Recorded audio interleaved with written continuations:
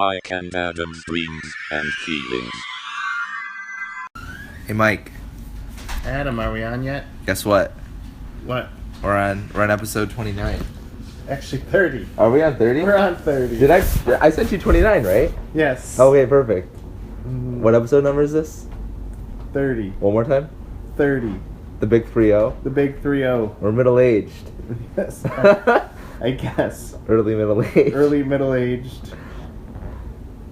Kind of finally got our life together, Reaching my maturity peak. right? We got a car, maybe a house, maybe a wife, some picket fences, Yep. 2.5 kids, 9 to 5. 9 to 5. Subscription to a bowling league. Right. The usual. The usual, softball league in the summer. You know how it is. Salmon on Fridays. Saturday on Fridays. Pot roast on Sunday. Yeah, the norms. The usual. Have you ever seen like the how people would like dress at home in like the 40s? They would like the dad would wear like a shirt and like a tie and like you know what I mean and like a sweater. Do you know what I'm talking about? You ever seen Yeah, and those sitcoms. Right. He'd have that corncob pipe, and and he'd look ready for an interview at any right second. exactly. Like what is that? Like that's how sad is it that like that to us is like dressed up, but that to them that was leisure. This is my leisure suit. Right, that's right. It's made all out of silk, not polyester. I wonder if there was like a pajama tux. There's wear. gotta be. No. I swear. How much? Have you seen How I Met Your Mother? Right. Barney has a pajama suit that he wears to bed. Absolutely.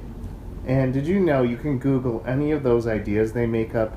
The Robot Fighting League, the pajama suit, that Canadian wrestler they made up, Oh the yeah, snowshoe. The snowshoe, yeah. And someone has made like either a store out of it, Mhm. or someone has made like a small league of robots. Right, or a website. Yeah, or a website. That's awesome. That show got traction. Yeah, that show is huge. But they don't make shows like that anymore, Mike. That makes me sad. No. I know we talked about it before, but They only make shows where you have to add a cannibal, right, to make it interesting. or the 80s. Or the 80s. Sometimes both. Sometimes both, yes. But yeah, no, I mean, I feel like this is a good, maybe a good segue into maybe talking a little bit about TV and or movies, but Netflix has kind of announced a lot of some new stuff coming, like season 2 of Stranger Things, and obviously like upcoming seasons of The Punisher and some other stuff. But Wait, Punisher has his own thing? yeah, they're so have you seen Daredevil yet? Yeah. Okay, so the Punisher from that show is getting his own show on Netflix. The same actor and stuff. Dang. And with Danny Rand becoming Iron Fist. Yeah, they're gonna have an Iron Fist show, which will be cool. So it's like it feels like Netflix is this kind of new answer to television. Yeah. And I feel like television is like trying to catch up to Netflix. Right. Which I did end up seeing the FX's Legion, Mm-hmm. which... Was it good? It was okay? It was really good. It was... how would I explain it? I don't know. It kind of has undertones of American Horror Story, as in, like, the characters are all wacky and crazy, even though they're based off of the X-Men mutants. Right. And the head guy, Legion, he's kind of like this lovable 20-something with multiple demons inside of his head. Millennials. Yeah. Yeah. And he's called Legion because he has access to like almost an unlimited amount of mutant powers. Yeah. But he can only choose one at a time, and each time he chooses the power, it kind of changes who he is. Yeah. And he's the son of Professor X, right? And Right. somebody, I don't know who the mother is. I don't, but I don't think anyone knows. Isn't that like the thing? Like he was given up at birth or something? Yeah. And so he's kind of like a millennial anti-hero. Right. And the show is very strange. Like it jumps around at different points in time. Then it goes back to a point, and then it has like a dream sequence of a point. Right. And from iCarly. It's got I swear that's the older brother from iCarly. Nathan Kress? Yes. No. Is that his? I don't know his name. He plays like the inspector who's trying To catch him? to catch him, yes. That's funny. Why is he trying to catch him? Because he's apparently the most dangerous mutant in the world.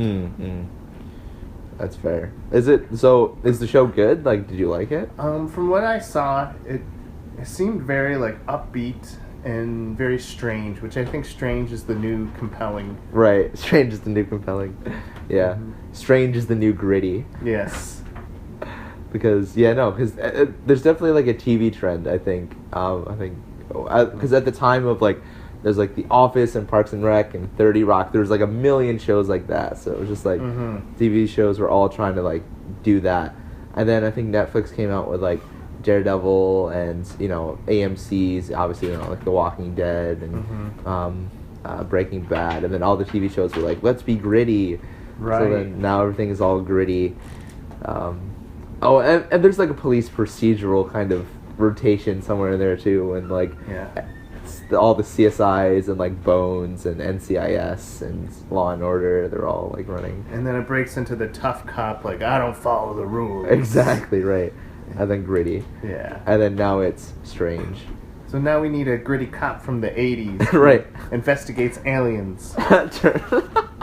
Men in Black. Yes, pretty much. But yeah, no, so I'm surprised that with the advent of Netflix, that someone of like a Christian persuasion hasn't tried to make some kind of sitcom, because I believe that there's the talent out there to create like a wholesome kind of family sitcom that would be compelling and funny to watch, but also kind of deal with moral issues. And I think that there's room and there's talent and the ability nowadays to do it. Yeah, the world's most professional Christians in movie and TV, I think they make like shows that are secular but have like moral spots in them. Yeah, agreed. Like in the show The Middle. Yeah, with the Heck family. Yeah, I know that the dad is played by a Christian. He's also in the Resurrection of Gavin Stone movie. Oh, yeah. Can't think of who he is for the life of me. Does he play the janitor on? Yes, he plays Scrubs? the janitor on Scrubs. Yep. But there's one scene where he's like, he starts a prayer in the middle of the show, and it's like, yes, I see what you're doing. Right. You can't trick me. You can't trick me. So if you were gonna make such a sitcom, what would it be about? And who ideally could you cast? We'll pretend that like in this universe that whoever you cast, like say Robert Downey Jr. had strong Christian morals. Oh my god. But what would your cast be? What would you make it? I'm kind of springing it on you, but it wouldn't be horrible to do like a much tamer mental hospital with lovable characters who and they have this moral compass counselor. But they all have these weird quirks. Like one girl steals erasers. Right. Another guy thinks a watermelon is his dad. But he kind of steers them in the right moral direction while they're doing all this zany stuff. That'd be pretty cool. Yeah, I'm trying to think who would be in it. Well, first of all, the girl from Scott Pilgrim, the purple-haired. That plays Ramona. Yeah, she would. Yeah, Ramona. She'd be a top. Someone to throw in there. Yeah. Let's see. I would need my '90s classic. Comeback kind of character. Yeah. I think AC Slater. AC Slater. Yes. Should be in there. Yes. Somehow. Oh gosh. Who else would be in there? I mean, you need a lovable kind of sidekick to AC Slater, I think. Oh, right. Someone maybe up and coming. Up and coming. I don't know. If Ryan Gosling has a brother, right, his little brother, right? I want him. Yes, I want him. I want him in the show, and then we have to have like a strong Christian actor that people kind of half know but don't really know. Right. So maybe Sting. Sting will be in there. Sting. Yeah, maybe he'll just be in the dream sequences. Sting is always in my dream sequences. Or maybe HBK. HBK, that would be actually He'll awesome. be a janitor. That would be great, actually. If he was just there. And he was just like a wink kind of nod to the camera. That'd be great. I'd watch that show. Right. I'd watch the heck out of that. It would be lovable. It would. I think you need to throw in like an elderly woman that kind of like shuffles around. We gotta hit all the demographics. Yeah, Mike. an elderly woman who has sage advice. Right. You must follow the Lord. Right. My son. My Follow son. the Lord. The doctor that like is counseling the group is like he's at a low point. He's frustrated, but she comes in at just the right time to give him the right encouragement. Why do we fall down? Right. To get back up again. You're so smart, Marge. Yes. Thank you for stopping by. Right. I have to. It's quarter pointed. Yes. Right. It writes itself. Netflix, come on. Let us know. Come on. I know one of you's listening. Those 32 hits. Come on. One of you has to be it. Yes, that's what I'm saying.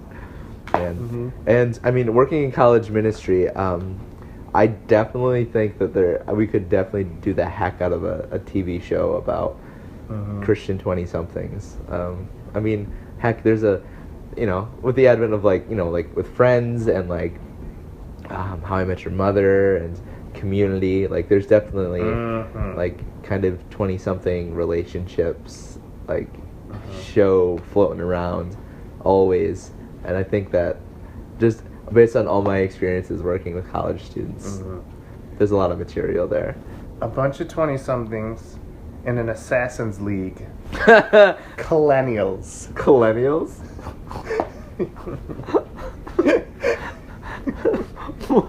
It's the Hunger Games? Yes. They go to headquarters and they drink their mocha lattes, and then they're like, oh, I just had to kill the mayor of Bermuda. He's like, oh, he's a joke. He's a joke? Yes. What is that? I thought this was supposed to be a show with morals. Oh, right. Well, condoning murder. Every so often a priest stops by. You guys should really stop that. And then they kill the priest? No, for some reason they don't. They're like, we really like his macaroons. His macaroons is his one saving grace. Yes. Makes sense. Yeah. I'd watch that show. Mm-hmm. I wouldn't, actually. That sounds awful. Sounds awful. That sounds like something the Disney Channel would try and make. Collennials. Collennials. And the Disney Midnight Adult Hour. Right. HD. Yes. HD 1080p. It would be so weird if Disney shows took their famous cartoons and made like Adult Swim versions of them. Okay.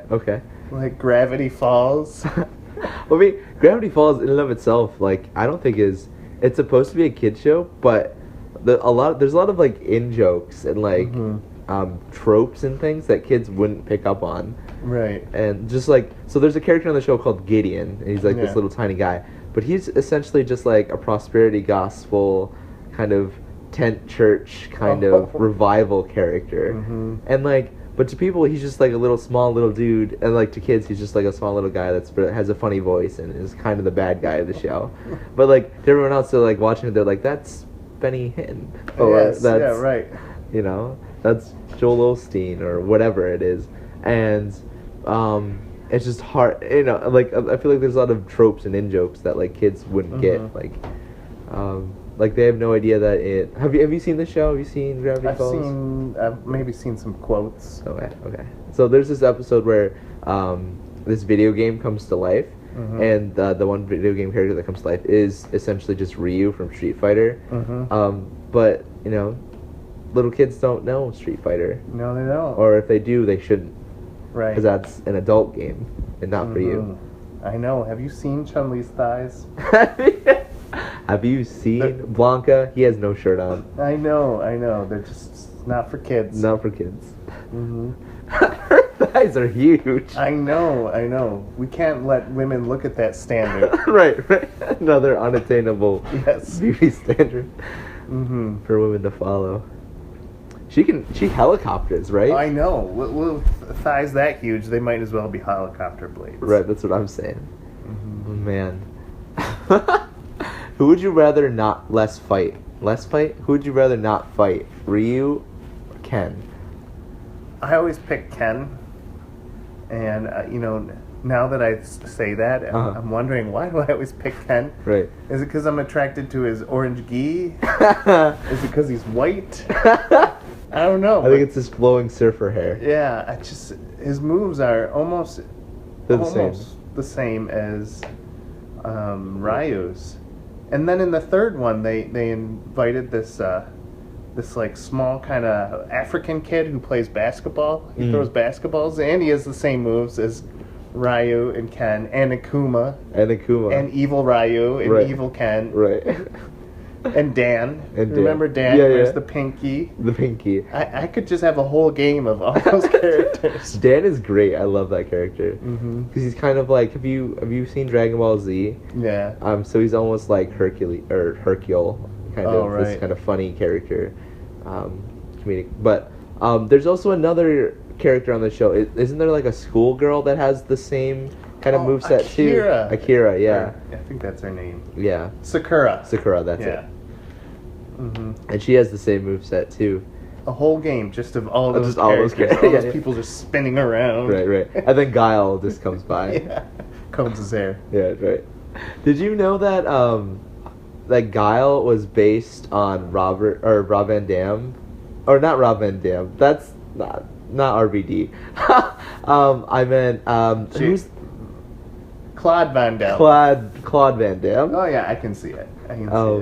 And so in the Street Fighter movie, they wanted him to play Guile, but like some weird things like happened and it just didn't work out. Who does he end up playing? He, instead of being in the Street Fighter movie, he was in the movie Bloodsport. Oh, I could. My mind is putting him in the movie. I'm like trying to remember it. I wish we had the internet. All I see is Jean-Claude Van Damme as someone. Yeah, right. Was he Ryu? No, maybe, possibly. You're right, but maybe. Yeah. But he's supposed He to be was Ryu. something. He was Yeah. something. Yeah. But I do Guile- put him in a lot of movies. That's true. As you should. When He's Harry great. Met Sally, he did great. Yeah, Joe, right. when he did that. As Sally. split. Yes. I love people like that who play just the same character in every single movie they're in. They don't ever like play different characters. So it's like him and then the guy I always forget his name, but he's got like the black ponytail. He always plays like Steven Seagal. Steven Seagal, yeah. He always plays like a retired special forces agent that's trying to find his daughter.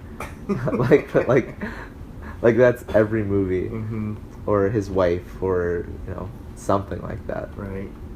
There was a skit that showed, how they always have two opposite police officers work together? Yeah. One's young, one's getting too old for this. Right. Well, they had one where both of them were getting too old for this, working together. It's like, I think we should wait. I think you're right.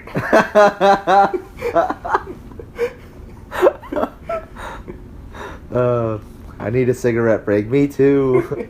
I want to retire. So do I. That's really funny. I gotta check that out. That's great. Just a buddy cop movie where they just don't leave the diner. Yes. They're just constantly drinking tea and just coffee, and just yelling for Flo for a refill. Mm. Did you ever see the movie of Dragnet? No. With Tom Hanks? No.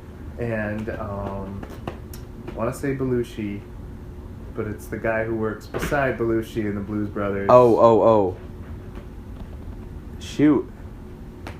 This is awkward. My brother hates it when we stumble on When these we things. figure- Because he'd be watching right now And yelling. he'll know it. He knows. Yes.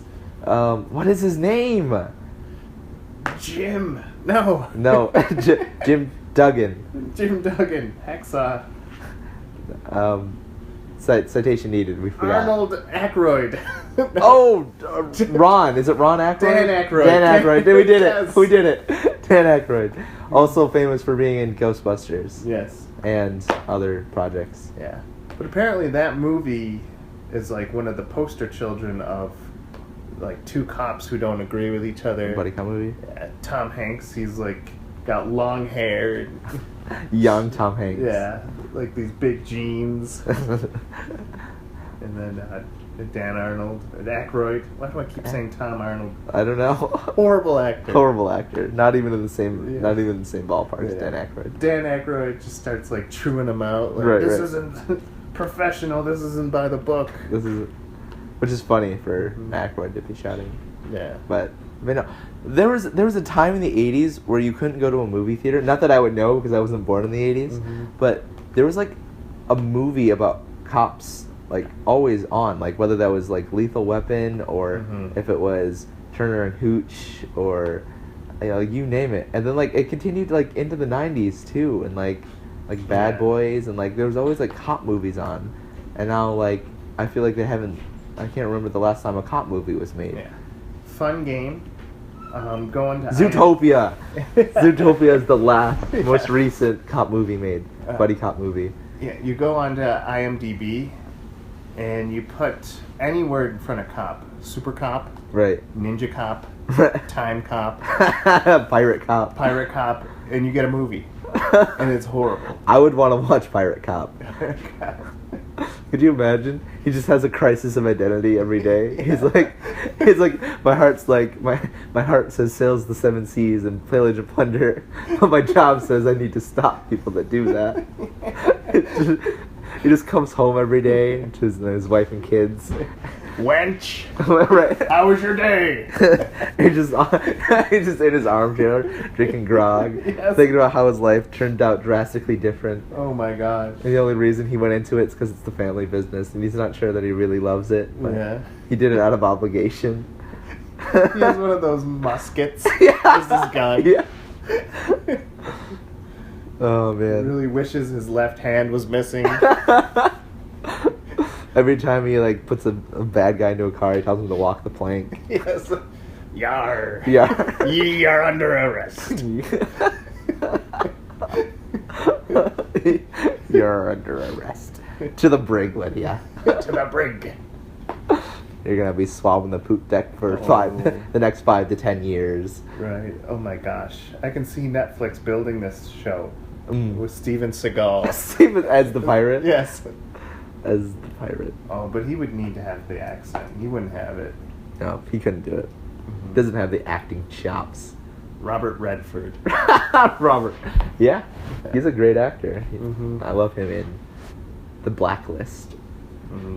Any list he does. is Any good. list is good. Schindler's. Schindler's. Yeah. Grocery. Grocery. Honeydew. Yes.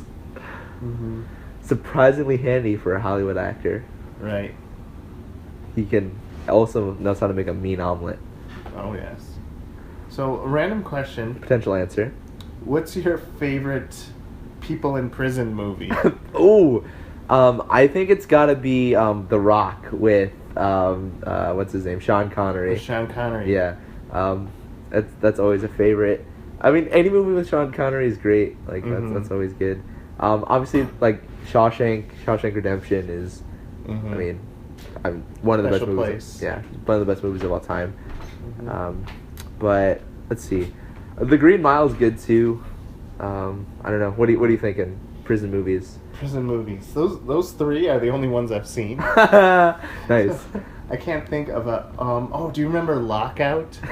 Which is the prison in space. Yeah, and he tries to get to Earth or whatever. That was the first movie I did a Thursday midnight showing to. Why? Just because like they were calling it the Die Hard in space. And And I'm like, oh wow, this is, and it had the guy from Memento right. in it. So like, I had to see this. I had to see it, and it was just like that was so underwhelming. Disappointing. Yeah. Yeah. It was just like they botched everything. Yeah. Like you could tell, like it's when you have a prison in space, you have fun with it. Right, of course. You have like you know, you have aliens, you have explosions, you have mutinies, you do all sorts of fun stuff. Anti-gravity scenes. Right.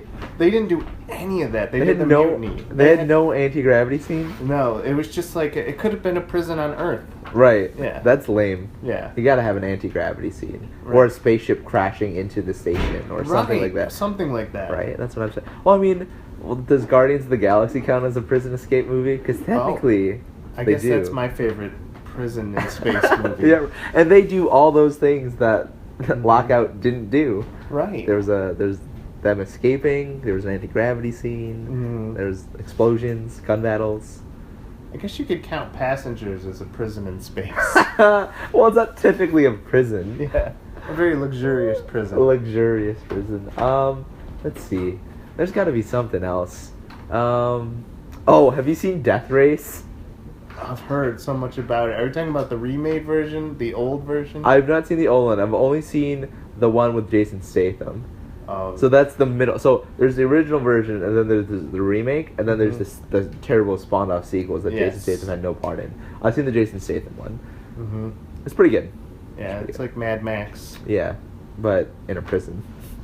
Originally, they were going to have, when they had the original version, it was like known as the super gore violent movie. Right. And then they made an Atari game after it. Yeah. But you couldn't have them just running over humans. Right. Which is what the show was about. Right. So you ran over trolls. They just put in a fantasy setting for no reason. That's so great. I love it. Mm-hmm. Oh man. Yeah, there's got to be more prison movies. Well, do you remember that that island where all those prisoners were sent off to have like a Royal Rumble? Oh, and I think the movie is called Royal Rumble, isn't it? Well, no. This is the one starring Stone Cold Steve Austin. Oh, I've not seen that. He's the head convict. Of course he is. And everyone has to fight for whoever wins gets to be freed from prison. Is it The Rundown? No. It's something like Escape from Killer Prison or something. Escape from Killer Prison. Yeah. Oh man. Yeah. Have you seen Shutter Island? I mean, it's not technically a prison movie because it's more like a mental institution. Yeah. But you know, I watched that whole movie thinking I'm not going to understand the ending. I'm not going to understand. And you were right. And because they kept throwing in all these curveballs, like these weird people coming in. Mm-hmm. But then at the end, they like explain each part of the ending. You're like, oh, okay, I get it. Yeah. And I was a little disappointed. I wanted to be confused and irritated. You're upset that you weren't confused by the movie.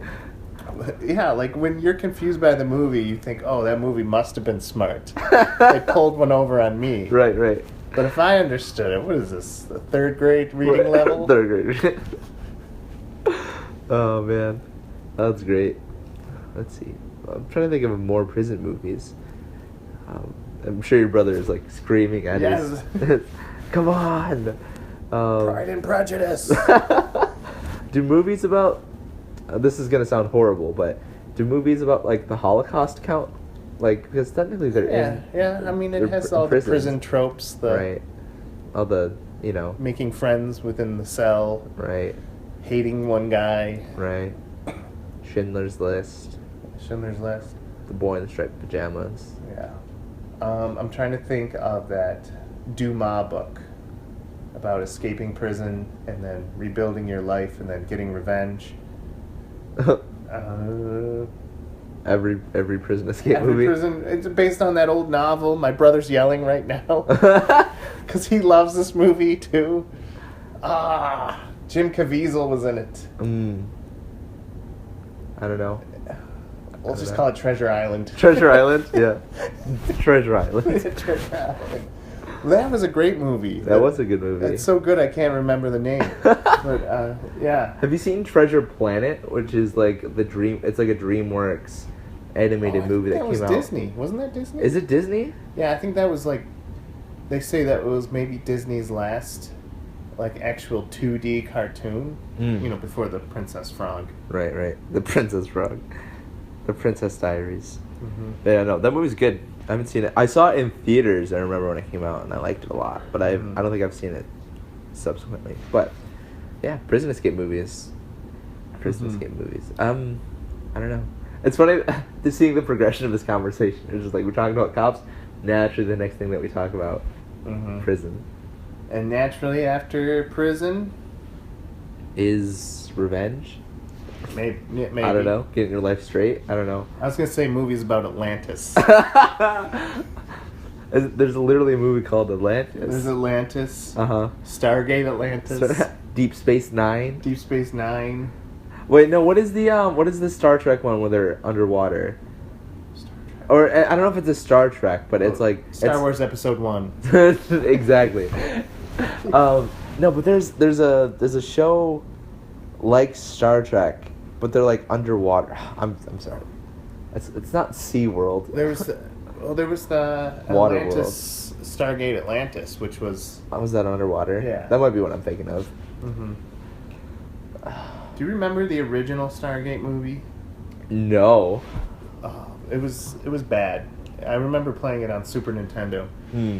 The game based on the movie. And I'm like, if the game's this bad. Right. I can't even imagine how terrible this TV show must actually be. But then they made the TV show right after the movie, and everyone liked it.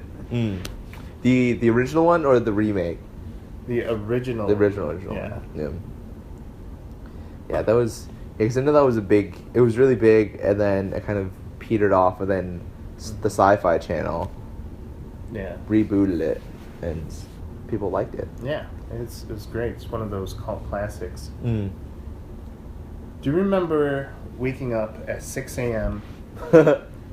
and maybe it was the late 90s, early 90s, and there was Mega Man. Right, yep.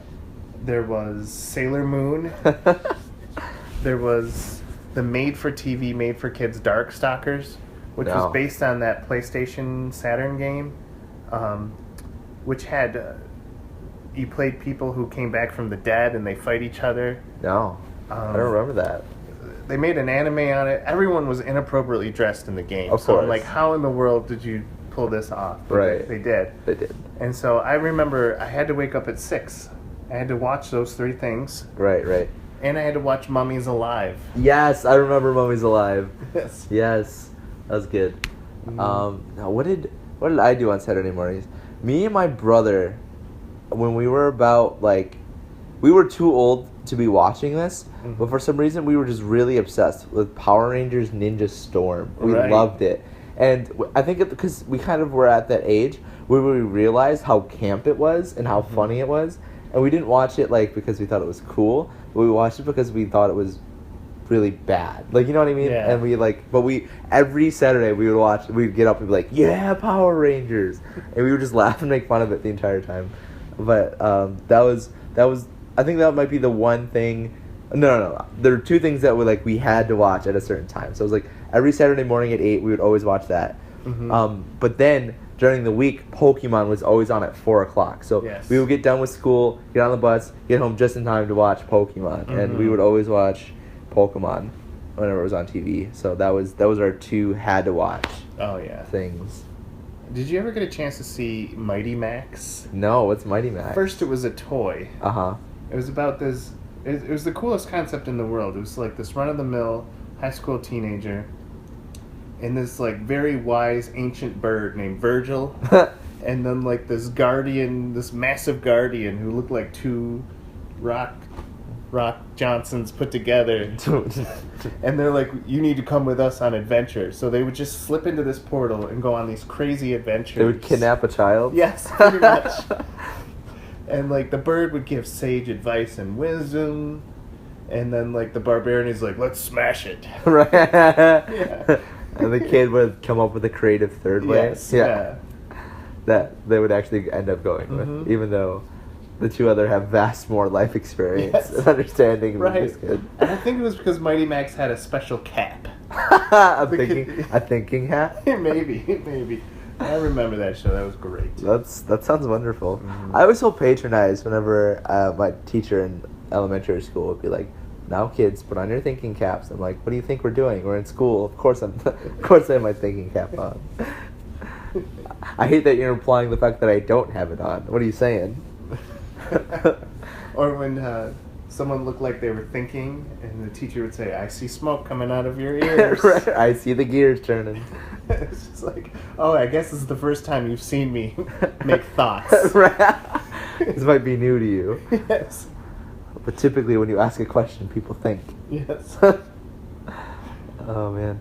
I wish I could go back to elementary school with kind of the attitude and person that I am now. Mm-hmm. But then I feel like elementary school would have like a whole new perspective, and I think I would find a lot of things that I found frustrating to be really funny. Yeah. In 5th grade, I have all the comebacks. Right. All my enemies. I know how to answer them now. Right. On the playground. Yes. Right. Instead of saying, no, you're dumb. Yeah. Well, they'd go for the big 3. You're not dating anyone. Right. You have no friends, and you smell like rubber. Why did you smell like rubber? It was part of the deodorant that didn't work. But they just went crazy on that. Every time they'd see me, no friends, no girl, smell like rubber. I'm sorry, that's not funny, but it's funny. It is funny, but now it's ridiculous. Now I have like comebacks, like your mom has no friends, your mom's not dating anyone, right? And she smells like rubber. Right, exactly. Yes. Such a good comeback. I know. Oh, that's so good. No, for me, it was always, I don't know why I got made fun of for wearing glasses, but I did. And sadly, I got made fun of for being Asian. Isn't that sad? Yeah. Yes. Sometimes some kids would make fun of me for being... Although, to be fair, they would call me Jackie Chan, which in and of itself isn't that offensive, and I actually kind of took it as a compliment, because Jackie Chan's really cool. But, like, I knew that the heart intent behind it was bad, so it kind of hurt my feelings. It reminds me of that John Mulrooney stand-up where he's talking about how he was this white guy, but everyone thought he was Asian. Yeah, he's an Asian woman. And, yeah. How these 5th graders, like, he went on this to this opera, and every time they ran the gong, the kids would bow. Yeah. And he's like, I've never seen such organization from 5th graders. Right. Exactly. That's what my childhood was like, a series of people bowing to me. Oh my gosh. It's sad when an Asian missionary goes to Africa and wants to do like a selfie with them. All the kids are doing the things with their eyes. That's so savage. Yeah, so savage. And I know when Lynn went, they always ask her, like, you know Jackie Chan, right? Like, oh, no. But I always got offended because growing up, I liked Jet Li more than I liked Jackie Chan. So it's like, hey, why don't you call me Jet Li? No. So much The cooler. one with less broken bones. Right, exactly. Yeah. But yeah, no. Yeah, so I got... Yeah, which in and of itself is such a very child insult. Like, saying you smell like rubber and saying that I'm Jackie Chan. Like, that's a very childlike insult. Like, that's not inherently insulting, but it is to a kid. Yeah. In 7th grade, it just got pure hypocritical. There was a very effeminate kid who called me gay. Oh, no. And he's like, you're gay. He'd, say that with a very effeminate tone. Oh, no. Then he'd pull out his Reba McEntire book and... Just sit down. Yeah, and then there's this fat kid who is like, you're fat. And had I seen the irony, I would have laughed. And then there was a kid who loved 9 Inch Nails, and he's like, you're weird. It's just like, oh, I can't win with you. Right. Yeah, no, high school is definitely... That time frame is definitely a growing experience, for sure. Although I do count myself lucky that I didn't really go through that. I wasn't really... But I think bullying for me kind of ended, after kind of 5th or 6th grade, and then I just kind of... I don't know. I think it has something to do with just kind of being a little bit more extroverted, and like... I also did play sports too, so that kind of helped. But no, high school definitely is not fun, because I think at that time you're still kind of developing your identity and you're not really confident in who you are yet, and and it doesn't help that all your friends are just mostly in youth group, and like Yeah. they don't go to your school, so you're like, I do have friends, you just don't know that they exist, and they're cooler than you because we can quote The Princess Bride Yes. the entire time instead of talking. Remember in 9th grade, I got my first inside joke. With your friends? Yes. And it was... I don't remember what it was. It was so good. It was so good. You know, in youth group, you had your clique. You went up to those friends and you guys like, hey guys, roasted potatoes. Right. And they'd all laugh. Right, roasted potatoes. But nobody wants to be that guy that's kind of like making his way into the friend group, and he's like, right guys, roasted potatoes, and everyone just doesn't laugh and then just stares awkwardly at each other. Or you make a great joke, like 3 weeks, and it was hilarious then. And Right. then the one kid who Tries to he gets you on AIM Instant Messenger. yeah, and says it types You it know, back to you. roasted potatoes. Like, dude, I'm done. Right, that's not an inside joke. It was Yes. just, it was a one time. The dead horse is beaten. Right. The only thing worse than beating a dead horse is betting on one. Mm-hmm. Marilyn Yeah. Manson ate my girlfriend. Right, exactly. Oh man, yeah. I definitely have a more positive view on, I think, of my time in youth group than I did anywhere in high school, which is sad because I wish that youth group could have been the friends I had in high school. But like, I felt like I definitely had the friends I had at school and then the friends I had at youth group, and they didn't really coincide, Yeah. which is sad. The weird thing is, if you did find out someone was Christian in your school, it was like an automatic bond. Like, I remember this one girl, I found out she went to a Bible study there. And I'm like, so we're friends now? She's like, yep. that was the entire conversation. Yes. We're friends now, right? Yeah. Yep. Yeah. Even though you smell like rubber. Even though I smell like rubber. Mike, for the record, I don't think you smell like rubber I anymore. know. It took a lot of counseling and therapy. And I'm past that age. right, and maybe choosing a different brand. Yes. You smell like rubber. That's such a dumb, like if somebody were to tell you that now, you'd be like, oh, okay, and like you just move on with your day. Like you wouldn't even think twice. It would be a post on Facebook. Some guy said I smell like rubber. But you would think that there was something wrong with him, not Yes. something wrong with you, right? Which really makes you think about the bully mentality. You know, you're a bully and you're like, this kid's different. Let's make him feel so small. Right. Yes. Right. Like now, like looking back, I feel bad for the kids that felt like they had to bully others, because I know that most of the time they're coming from a place where they have like either really low self-esteem, or they're coming from homes that are abusive, or they've been abused, and like, you know, my heart goes out to them. But like in the moment, I was like, that guy's a jerk.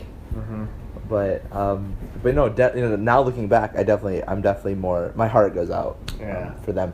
But you know, obviously, like not condoning what they're doing, because that's not okay. But you know, my heart goes, because you know they're just as broken as you know the kids that they're trying to hurt. Yeah. I understand the allure of it too. Like the in thing to do is to pick on the kid who is obviously showing a weakness. Right. That's the cool thing to do. There's so much fodder there. Right. It brings us all together that we can just pick on this one guy. Right. Yeah.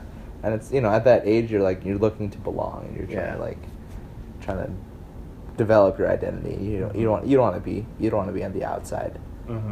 But unfortunately, more often than not, you're on the outside. Yeah.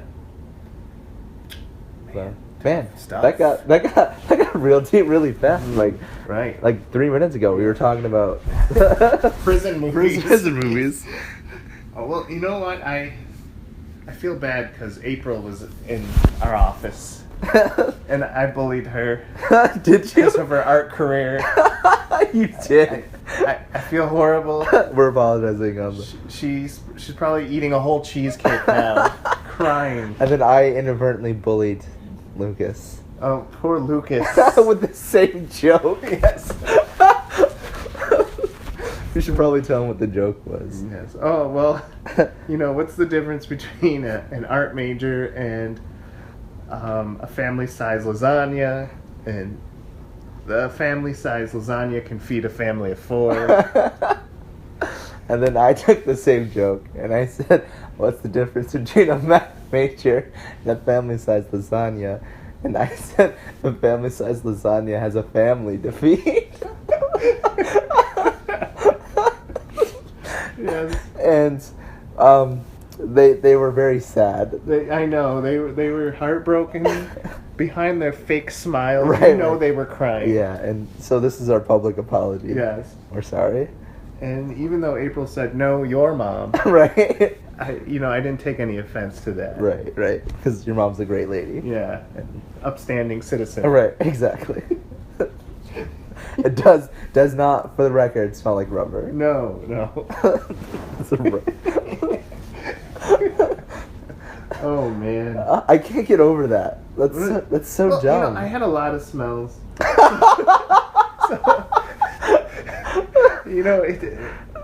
I'm not gonna lie. Some of those smells were warranted. We're accurate. Yes. Some of them were dead on. You're like, yes. You did smell like rubber. Yes. Some of them, like, that skunk over there. Yes, we probably have more in common than you think.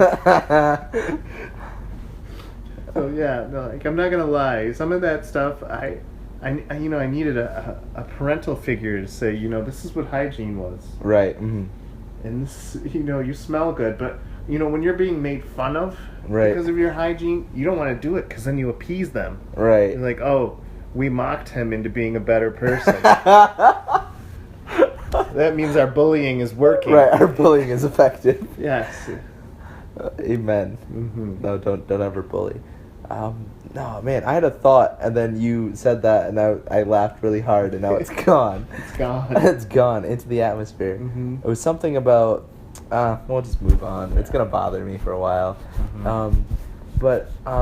No. No, I want to. No, I can't. It's like a slow train. It is like a slow train. It's more like a train that's hurtling towards a brick wall, and they can't stop because Yes. They don't know which handle is the brake. Yes.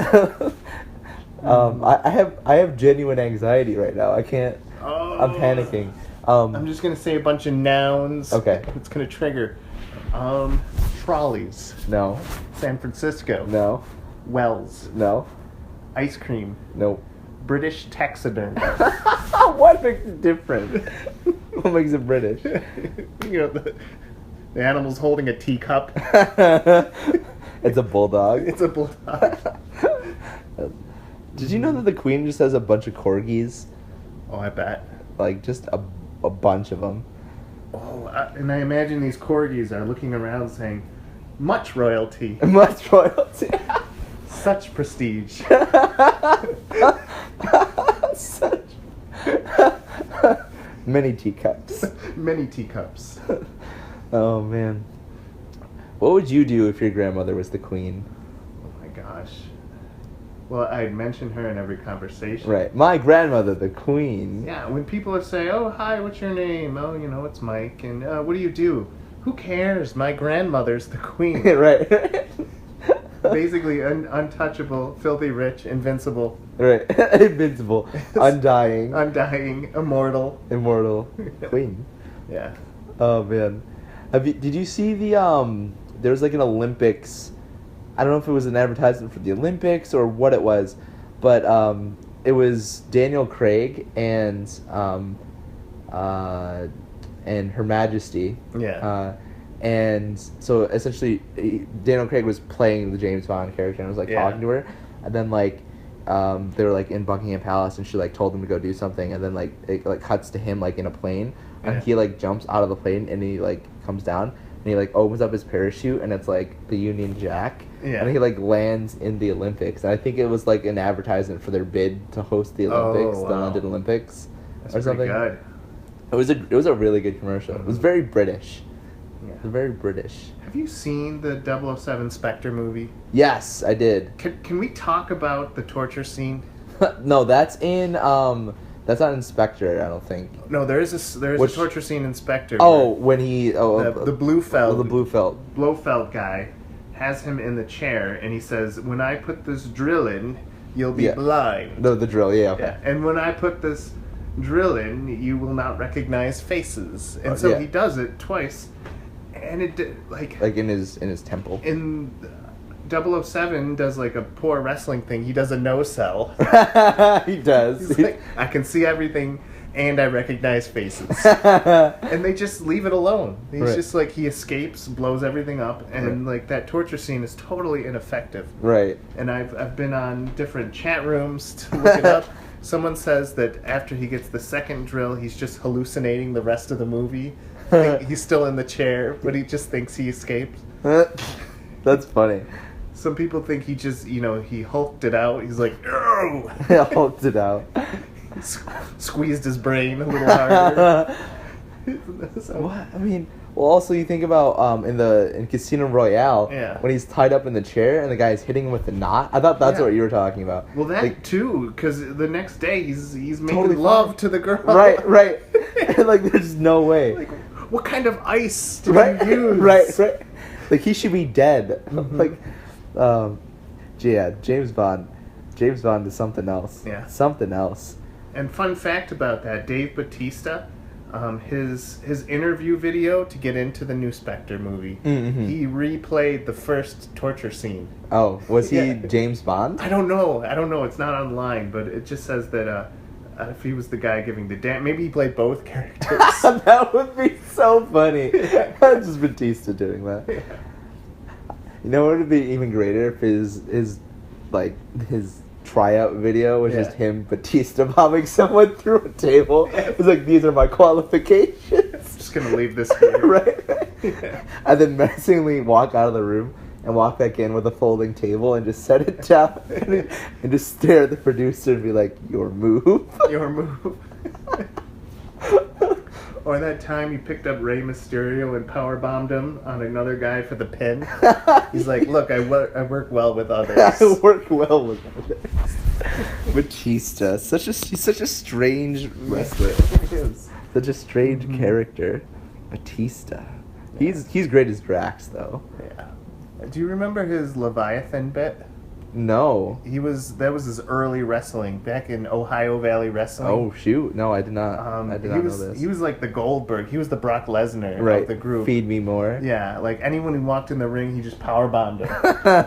Yeah, and then that's back when John Cena was the prototype. Okay. And he was just like this scrawny little guy. He was like a big jerk. Right. You could just push him aside. Right. The prototype. Yes. Oh my gosh, that's so funny. I love Batista. So funny. Also, shout out to Goldberg for being the WWE champion. He won. He won fast lane. Fast lane.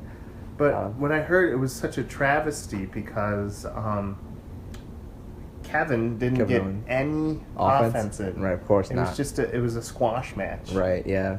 Which is horrible. Well, I think what they're doing is they're going to build it up to WrestleMania, and there's going to be like a big to-do with Goldberg, and I don't know. This particular podcast, The Masked Wrestler,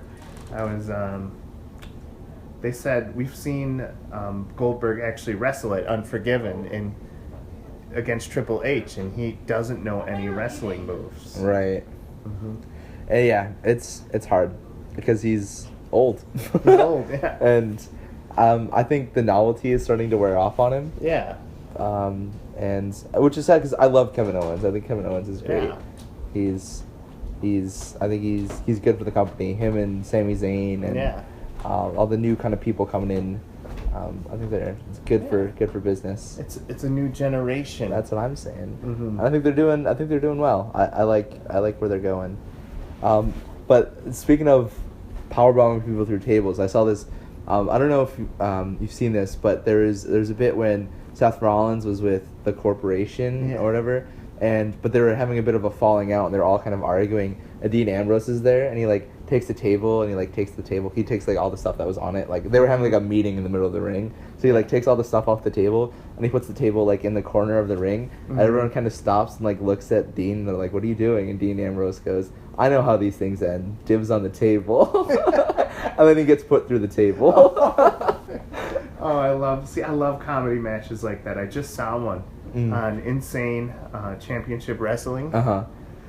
They had like two valet managers fight each other. One of them was the wee man, which is like this scrawny kind of guy who like he back talks everyone. And then there was like this older kind of heavier guy with a mustache, and they were pretending to do luchador moves. So you do like the cartwheel to the elbow, Nice. and then he'd start asphyxiating, and and like the crowd was behind it. They were yelling, "This is awesome!" That's awesome. That's so funny. Someone does like a somersault, and they're like, you know, the holy holy S. Yeah. That's so funny. Yes. I love that. That's great. That wouldn't happen in the WWE. No, They it couldn't wouldn't get around it. I was watching some Ring of Honor things, and you know the Bullet Club. Yeah.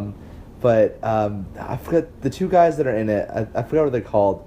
But they There's super Adam Cole. Oh yeah. There's the guys that super kick them. right. That's What are the two? They almost look like twins. the Young Bucks. The Young Bucks. Yep. Yeah. And Adam Cole. So it was like Adam Cole's return, and then they started just super kicking everybody. Yes. They like came to and just started destroying. But there was an announcer with the luchador mask. Is he called Mr. Wrestling? Yeah, Mr. Wrestling 3. Yeah, Mr. Wrestling 3.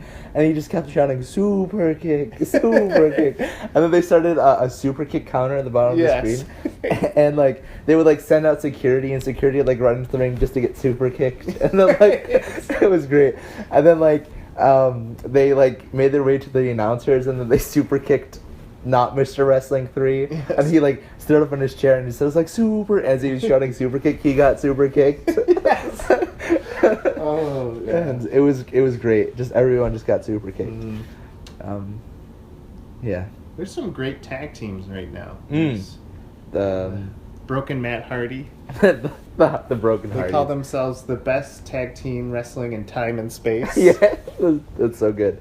And then Enzo and Amore, or Enzo and Cass. Oh. It's like this little.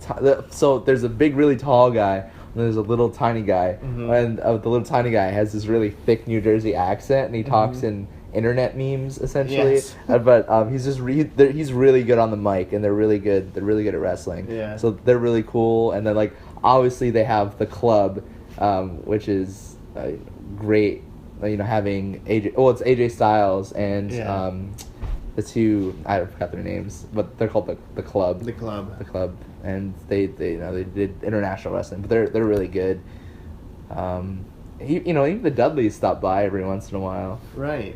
And then you have New Day, obviously. The New Day. Yeah, the New Day. I don't like them. I don't think they're funny. Yeah. Like, I don't know. You know, they did those internet memes like, when is this more beautiful than this? Right. Well, they had like the Road Warriors, Yeah. and the New Day next to them. Right, When right. is this more beautiful than this? That's so great. Yes. Road Warrior. That's so great. Oh man, we should. I don't know. We need to make a tag team wrestling. According to my 2K10 WWE game, we have Adam Swags Yes. with his T-shirt that says "More fights, please." More fights, please. Now I couldn't get the skin color right. You look more Filipino. I am Filipino. What? Then I nailed it. But you're a much darker Filipino. Okay, that's fair. Well, I'm half Filipino, so that works. And you look like you're about to turn into the Hulk at any second. I am. Yes. My secret is I'm always angry. Yes. And then I have my guy, Michael Stubley. Michael Stubley. He's a guy who wears a suit and a tie. And his name is Mr. Sensible. Right? Mr. Stubley. Mr. Stubley. That's great. I love that. Yeah. That's so wonderful. Oh man, that's great. Do we have a tag team finisher? I still have to make that. You do an RKO. Nice, that's what I'm talking about. I do the Karate Kid kick. maybe you could Karate Kid kick him, and then he walks around the ring stunned, and then just go in for the RKO. Yes. One of my favorite things that I've seen is, oh no, his name is escaping my mind. But he has this move called the slingshot, where he'll like essentially catapult you by your legs up. After he does like the big swing, you know what I'm talking about? Oh yeah. I forgot his name. He's Bulgarian. He's not Bulgarian. He's like, whatever. But anyways, so he does like a slingshot, and then into Randy Orton's RKO. Oh, and it was wow. really cool. But yeah, anyways, that's neither here nor there. I love tag team finishers are the best. One of the coolest ones I saw is someone did a monkey flip, or maybe it's a slingshot, and he lifted someone so that his legs would go onto the neck of another guy, and he did a Hurricane Rana. That's amazing. Yeah. That's so crazy. That's back when AJ Styles, Daniel Bryan? No. Oh my gosh, Samoa Joe. Samoa Joe, okay. Samoa Joe, AJ Styles, and the Fallen Angel, Christopher Daniels. Christopher Daniels. Yeah. When they do triple threat matches that would win like match of the year. Right. I mean, how could you not with those three guys? Yeah. I saw a video of someone doing an AJ Styles Clash from the top turnbuckle, and so it's like they did that. They did like a moonsault into the. So like he locked him in like Styles Clash, and then they jumped off the thing and landed. It was amazing. You know, as much as I fantasize about what kind of wrestler I'd be, the minute my back hits that wooden panel of a ring, the canvas, I'm like, I'm done. We're done here. We're done here. Was that a real chop? Ow! Ow! You didn't say those would be real. Right. I thought this was fake. Yes.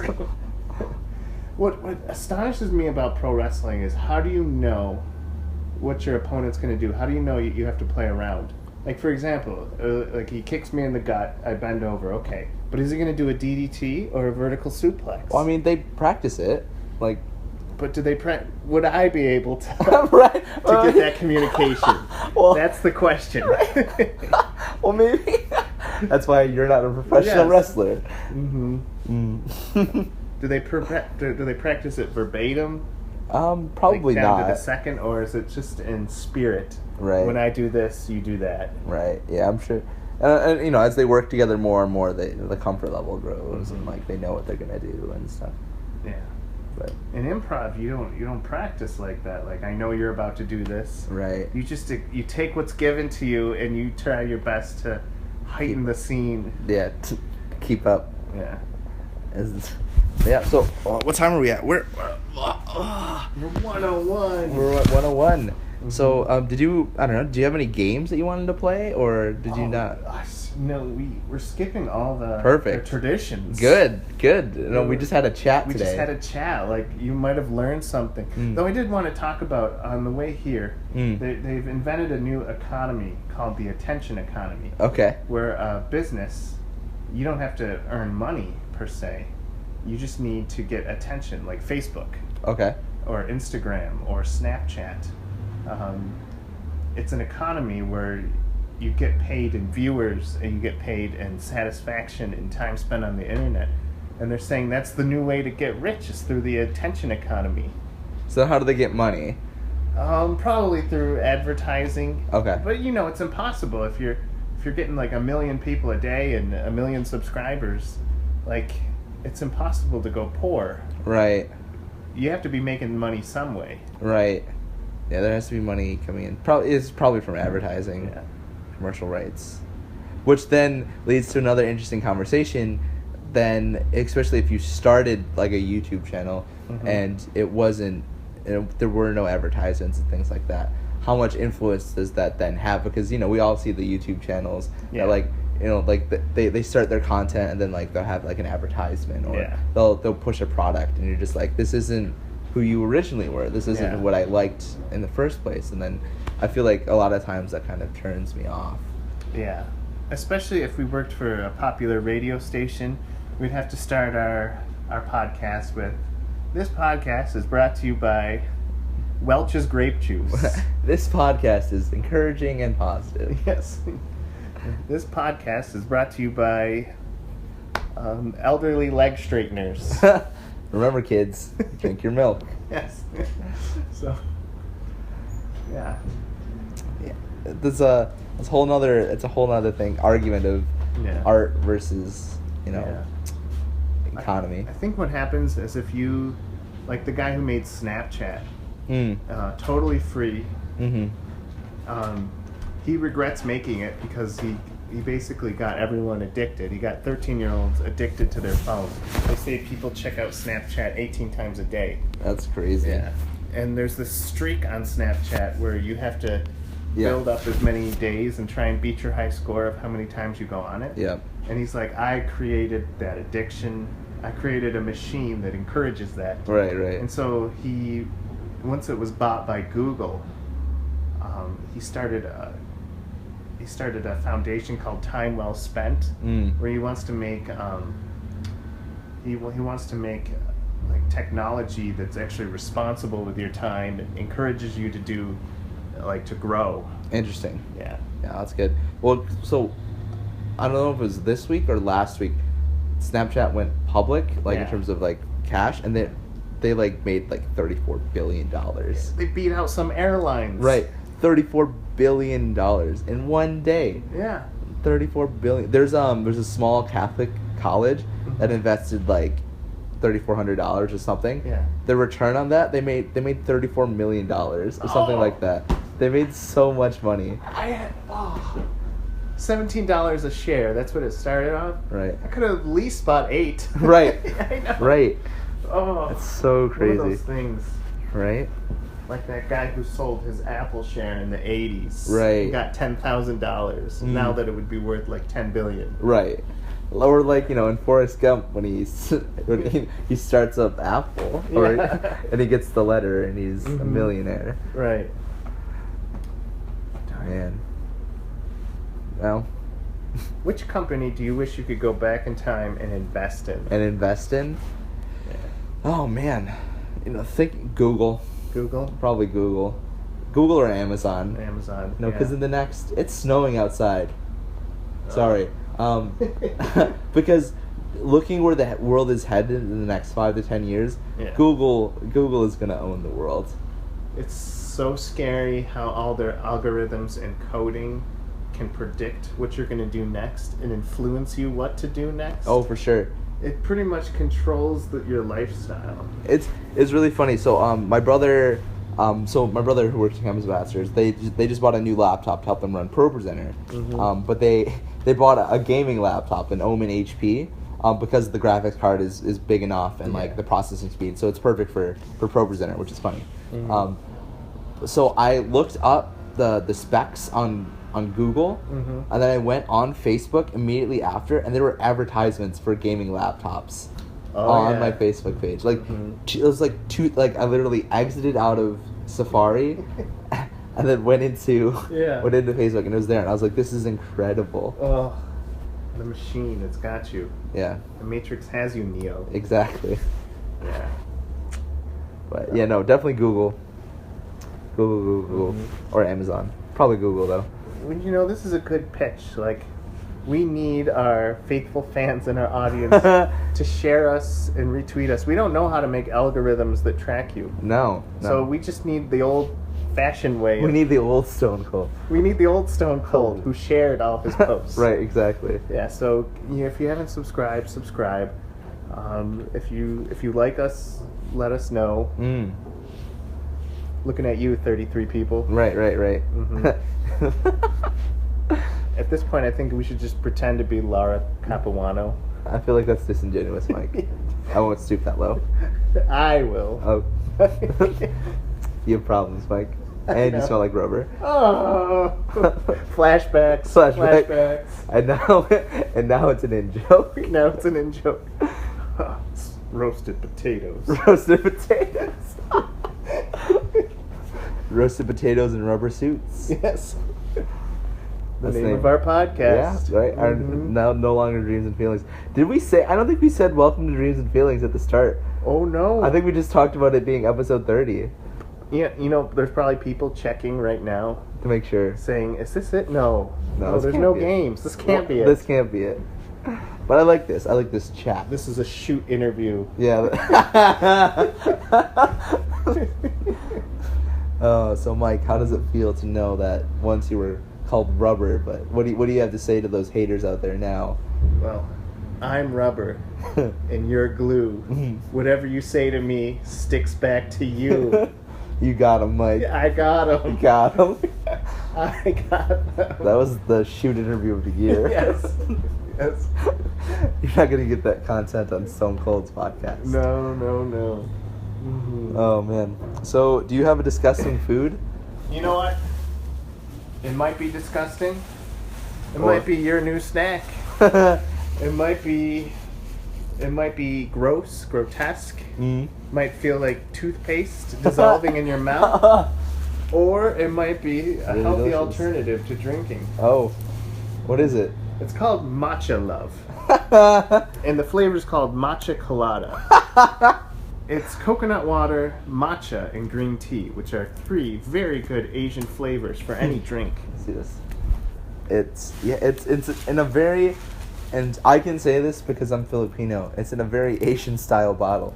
Mm-hmm. It's, plastic, has colada. Right, the color scheme.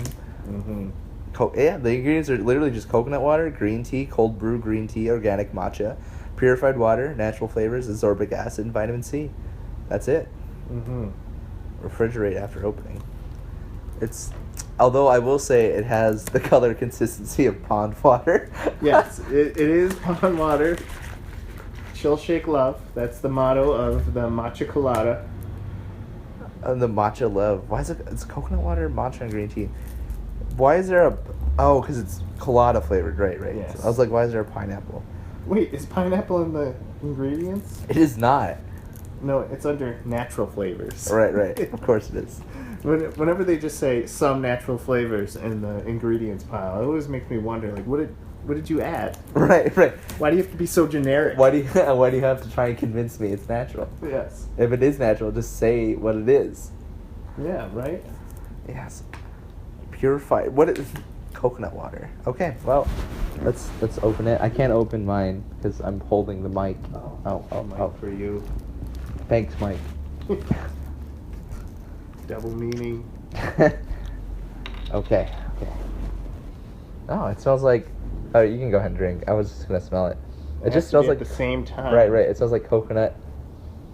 Yeah, it just smells like coconut and like orange juice. Mm-hmm.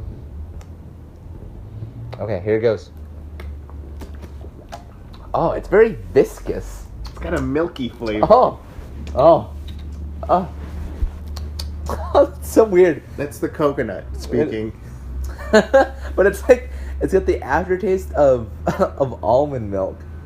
It's almost like someone made a very organic cologne, and I mistook it for a drink. It's very thick.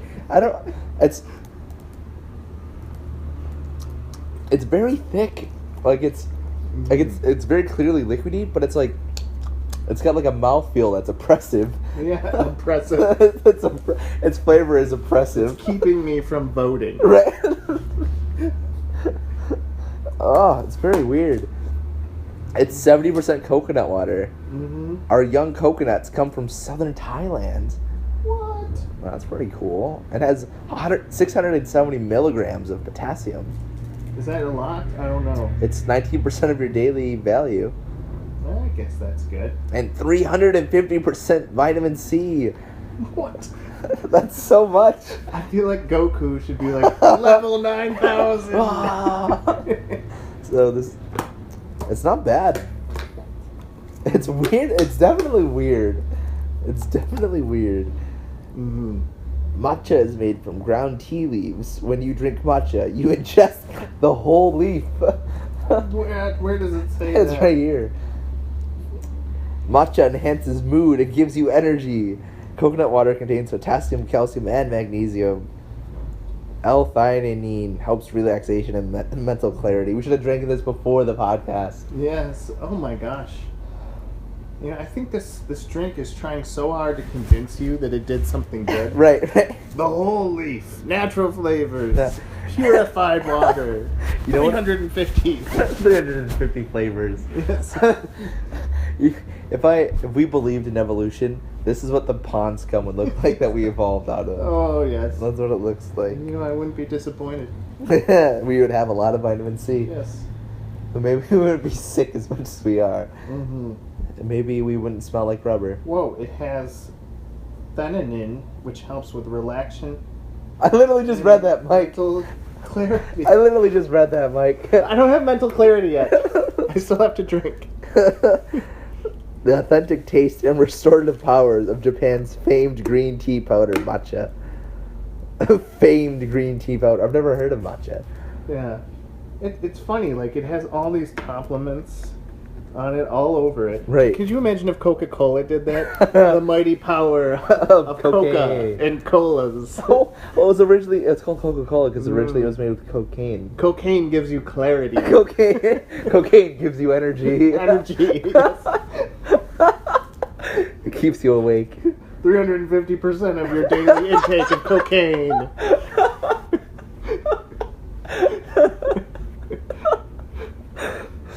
That's dangerous. That's a lot of cocaine. Yes. 350%. It should be 0%. Yes. 0% of your 0%. daily intake should be cocaine. Stay cool. Stay in school. Don't do drugs. Don't do drugs. Don't smell like rubber. Don't smell like rubber. Yes. We should be hosted by deodorant commercials. Why? Because we stink? Yeah, because we could just be like, we know what it's like to be sad and smelly. Speak for yourself, Mike. I know what it's like to be sad and smelly. Half of us had trouble dating.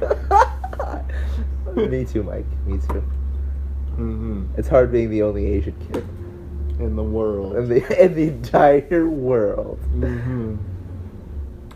Oh man, but no, for real, I was the only Asian kid Yeah. besides my brother, but he doesn't really look Asian. Yeah, I always had him as from being from El Salvador. My brother? Yes. Yeah. When he grows a beard, he looks Persian. Looks Persian. I don't. Was that racist? I What? don't know. Playfully racist. Playfully racist. Placist. Racist. Very placist of you. Right. That's what I'm saying. Well, what are we at? What are we? I think it's the time of our podcast where we overpromise things. Oh, yes. Next week, we're going to consume 350% vitamin C Per minute. per second. Mm-hmm. We'll have such mental clarity. You know what? I'm going to triple that grand prize. Triple it. Yes.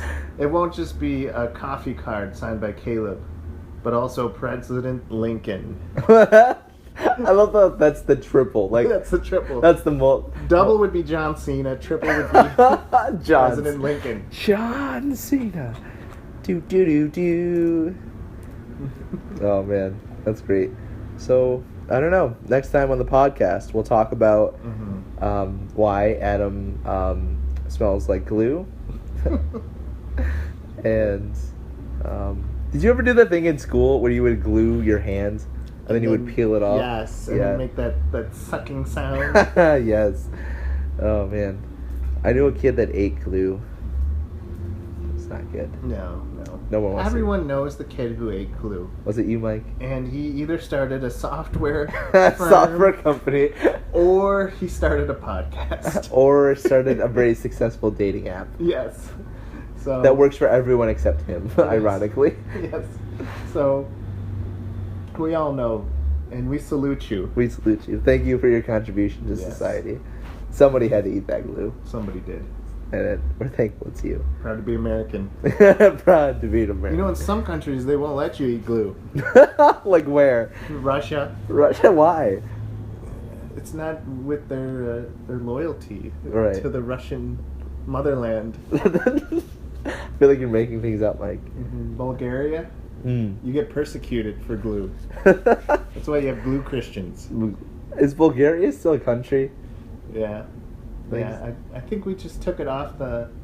Is it off the ban list? I don't know. Was it on the ban list? Who knows what's on the ban list anymore? I don't think the ban list is allowed to exist. Who knows? You know what I've given up for Lent, Mike? News. Donald Trump. Oh, No, I'm kidding. The news. okay. Well, Mostly because I haven't had internet for the past week. And it's actually been really freeing. I have no idea what's going on. right. I gave up fried food. Yeah? For Lent? Yeah, it's part of a challenge with the wife. Ooh, nice. Yeah. It's More important than like trying to build a relationship with God. Build a relationship with your wife. Yes. Well, you know, I'm kidding, Mike. I'm kidding. every time I eat a baked cracker, I praise the Lord. Right. Not really. But no, that's I good. should. Fried Yeah. food, that's smart. Yeah, fried food is the fake news of food. More ways than one. It's all flavor and oils. Right. On the surface, it looks great, Yes. but it leaves you feeling depressed after you consumed it. You feel heavy, Burdened. misguided. And lied to. Yes. Oh, man. So, Mike, what did you learn today? Well, I learned that my enemies, they make up bad insults. I learned that there's really only 3 prison escape movies. Yes, there's 3. There's only 3. Yep. Is that all we learned? Maybe. I learned that James Bond is indestructible. Mm-hmm. And he can live through any torture scene. Pretty much. Yeah. He wills it. He wills it. And it happens. Right? Yeah. Because we talked about The Rock.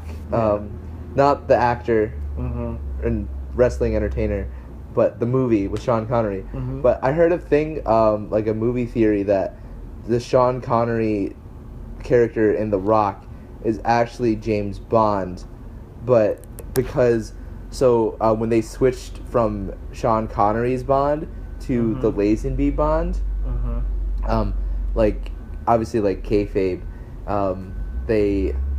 like the rumor is that like he got caught by the FBI in like in the United States, and they got sent to prison in Alcatraz, and that's how he's able to escape, because he's actually James Bond is trained by MI6. Okay. Alright, so Which you bring up this thing, this whole hornet's nest of, is James Bond the same character throughout, or is he different James Bonds? Right. We're gonna have to bring that up next week. Next time we're gonna talk about James Bond. Yes, I'm excited. James Bond, another promise that we may or may not keep. Oh, I will keep this one because I love James Bond. Yeah, James Bond's great. Okay, so bye, Mike. Bye, Adam. Who knows when this is gonna go up because I have no internet. Yeah, who knows? Never. I'll probably just go to the school and use their internet. It's 2018. Right. You gotta figure it out. All right. So bye, Mike. Bye. Bye. I didn't turn it off. Me neither. I wonder if they can hear the construction outside. It's part of the ambiance. Okay, bye. Bye.